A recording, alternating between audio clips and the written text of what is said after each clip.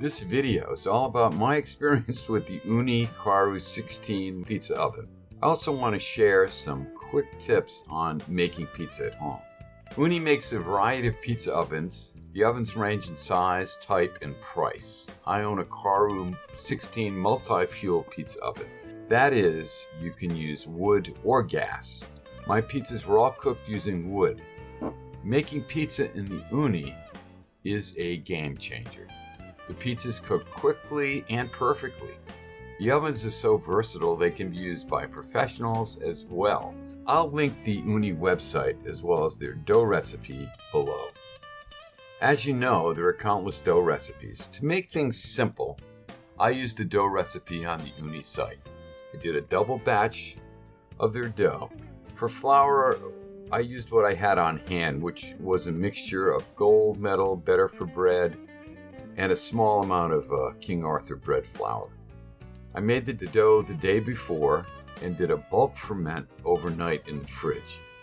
I think pre-fermenting the dough in the fridge imparts a bolder taste for your dough. The next day, I balled the dough, making 250-gram dough balls. I set the oven on a table and fired it up. I was using kiln-dried oak as a fuel source. The oven fired right up, and when it reached a temperature of 750 to 800, I was ready to go. Now you can certainly get the oven hotter, but I found the sweet spot for my pizzas was around the 750-800 degree range. I hand stretched the dough and made the pizza directly on a wooden peel liberally dusted with semolina flour. I know some first-time pizza makers have struggled with launching their pizza from the peel into the oven. Now understand, this is a skill that you can easily master with practice. My advice is to not overload your pizza.